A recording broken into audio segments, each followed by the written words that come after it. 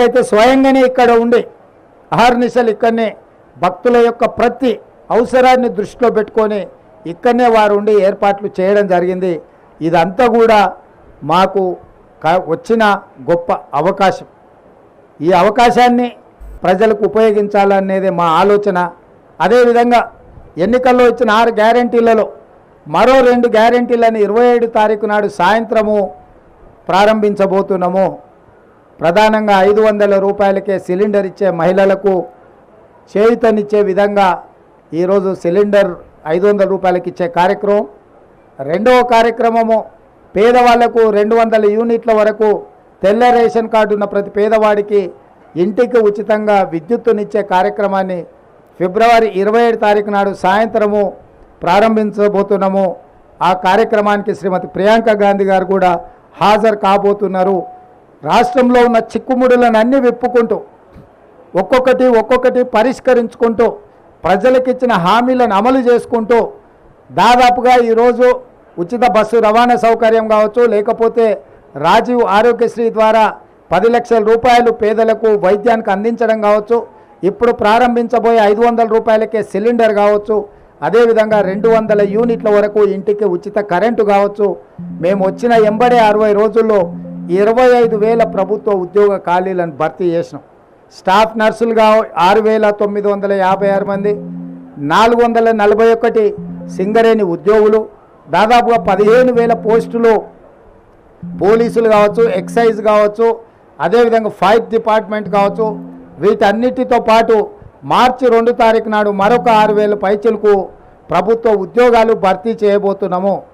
మేము ఏదైతే 2 లక్షల ఖాళీలను భర్తీ చేస్తామని చెప్పినామో ఇలా గర్వంగా 25,000 ఉద్యోగాలు మేము భర్తీ చేసినామని ప్రజలకు కనిపించే విధంగా, కుళ్ళుకుంటున్న వాళ్ళకి వినిపించే విధంగా ఎల్బీ స్టేడియంలోనే వేలాది మంది సమక్షంలో నియామక భర్తీల పత్రాలు వాళ్ళ చేతికి అందజేసినాం. ఎందుకంటే ఇచ్చినా కూడా ఇయ్యలేదని అబద్ధ ప్రచారాలతోని గోబెల్స్ కంటే కూడా వాళ్ళ బాబుల్లాగా తయారై మామ అల్లుళ్ళు తండ్రి కొడుకులు మా ప్రభుత్వం మీద దాడి చేసే ప్రయత్నం చేస్తున్నారు. కాబట్టి ప్రజల కళ్ళెదురుగా నిరుద్యోగ యువకులకు ఉద్యోగ అవకాశాలు కల్పించినాము. శ్రీధర్ బాబు గారి నేతృత్వంలో ఐటీఐలను ఈరోజు స్కిల్ యూనివర్సిటీస్గా మార్చి 65 ఐటీలను 2,000 కోట్లతోని నైపుణ్యాన్ని అభివృద్ధి చేయాలని ఈరోజు తెలంగాణ రాష్ట్రంలోనే 10 స్కిల్ యూనివర్సిటీలను ప్రారంభించి గ్రామీణ ప్రాంతాలలో ఉండే చదువుకున్న నిరుద్యోగ యువకులకు నైపుణ్యాన్ని నేర్పించి ఆర్థికంగా బలపడే విధంగా ఉద్యోగ ఉపాధి అవకాశాలు కల్పించే విధంగా ఈరోజు మా రాష్ట్ర ప్రభుత్వం ప్రణాళికలు చేపడుతుంది. సాగునీటి ప్రాజెక్టుల్లో జరిగిన అక్రమాలు, దోపిడీ, నిర్లక్ష్యము కళ్ళగట్టినట్టుగా మొన్ననే మీరు చూసారు. మేడిగడ్డ కావచ్చు, అన్నారం కావచ్చు, సుందిల కావచ్చు, మొత్తం కాళేశ్వరం ప్రాజెక్టే మేడిపండులాగా తయారైందని మీ కళ్ళ ముందలో చూపించినాం. కృష్ణానది జలాల దోపిడీ కళ్ళు మూసుకొని కేసీఆర్ ఫామ్ హౌస్లో ఉండడం వల్ల ఆంధ్రప్రదేశ్కు సంబంధించిన ముఖ్యమంత్రి గారు ఆ రాష్ట్రము అధికారికంగానే అన్ని తరలించకపోతుంటే ఆనాడు నిర్లక్ష్యం వహించారు. ఆ విషయంలో కూడా ఉత్తమ్ కుమార్ రెడ్డి గారు శాసనసభలో అన్ని వివరాలను బయటపెట్టారు. రాష్ట్రం అప్పుల పాలైంది, 7 లక్షల కోట్ల రూపాయల అప్పులు తీసుకొచ్చి రాష్ట్రాన్ని మొత్తం దివాలా వేయించండి. అదేవిధంగా విద్యుత్ విషయంలో కూడా జరిగిన దోపిడీని, చేసిన తప్పులను ఉప ముఖ్యమంత్రి గారు బట్టి విక్రమార్క గారు కూడా ప్రజలందరికీ వివరించే ప్రయత్నం చేసింది. నేను ఎందుకు ఈ వివరాలన్నీ చెప్తున్నా అంటే 10 సంవత్సరాలలో 60 సంవత్సరాల ఉమ్మడి రాష్ట్రంలో సమైక్య పాలనలో కూడా జరగనంత అన్యాయము, దోపిడీ, నిర్లక్ష్యం ఈ 10 సంవత్సరాలలో చంద్రశేఖరరావు గారు పాల్పడ్డారు. ఆ వివరాలన్నిటిని ప్రజలకు మేము పూర్తిగా వివరించినాం. ఈ 10 సంవత్సరాలు ఆయన దోపిడీ చేస్తున్నప్పుడు పిల్లి కళ్ళు మూసుకొని పాలు తాగింది అన్నట్టుగా మోడీ గారు కూడా ఒక్కరోజు కూడా కేసీఆర్ని నిలువరించే ప్రయత్నం చేయలే. ఈరోజు బీజేపీ వాళ్ళు అంటున్నారు మాకు సిబిఐకి మేము తెలుస్తామని. 10 సంవత్సరాలు మీరే ఉన్నారు కదా, సిబిఐ మీదే, ఈడీ మీదే, ఇన్కమ్ ట్యాక్స్ మీదే.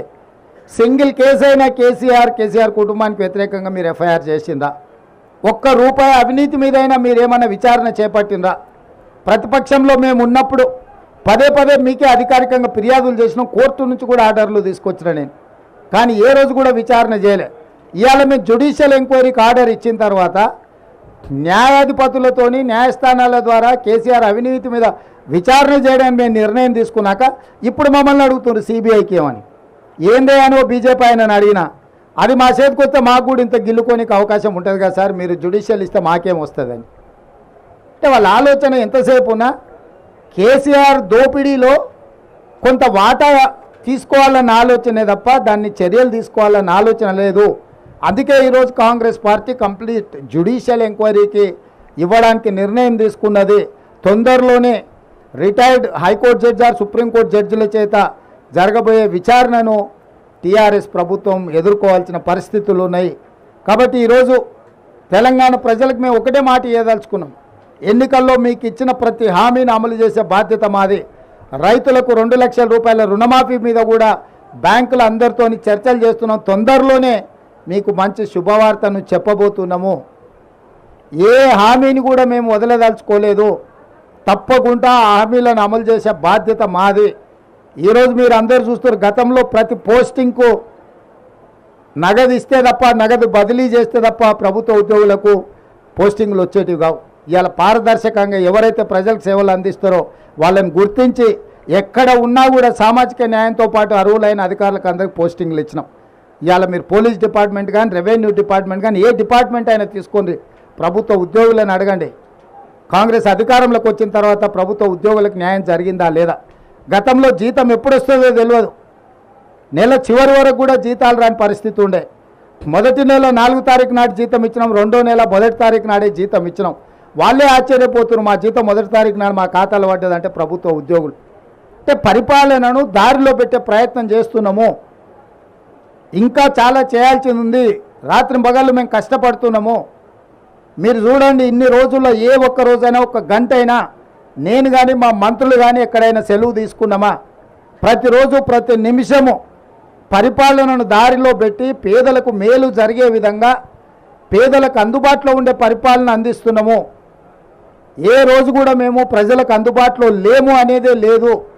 సచివాలయం ప్రజలది అని చెప్పి సచివులను కలుసుకోవడానికి ప్రజలు ఎవరైనా రావచ్చు అని స్పష్టంగా ఈరోజు అవకాశం కల్పించినాం.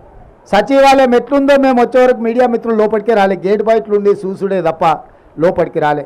ఇవాళ స్వేచ్ఛగా మమ్మల్ని కూడా పోనీలా, సీతక్క పోతే పట్టుక పోలీసులు పట్టుకపోయారు, నేను పోతే పోలీసులు పట్టుకపోయారు. మా సంగతి కాదు, పోనీ మిమ్మల్ని ఇచ్చినట్టే మీకు కూడా అవకాశం రాలే. కానీ ఇవాళ అన్ని చేంబర్లు మీరు తిరిగే పరిస్థితి వచ్చింది. స్వేచ్ఛ అనేది ఈరోజు తెలంగాణ సమాజానికి కాంగ్రెస్ పార్టీ ఇచ్చింది. ఇక సంక్షేమం అభివృద్ధి కార్యక్రమాలు నిరంతరం తప్పకుండా వాటి అన్నిటిని కూడా కొనసాగిస్తాము. ఏ సమ్మక్క సారలమ్మ ఆశీర్వాదంతో ఈరోజు పేదల ప్రభుత్వం, ప్రజాప్రభుత్వం వచ్చిందో తప్పకుండా పేదల ఆకాంక్షలను నెరవేర్చడానికి రాష్ట్రంలో మేము మాట ఇచ్చిన 6 గ్యారెంటీలను అదేవిధంగా మేము చేస్తామన్న అభివృద్ధి కార్యక్రమాలను ముందుకు తీసుకెళ్తాము.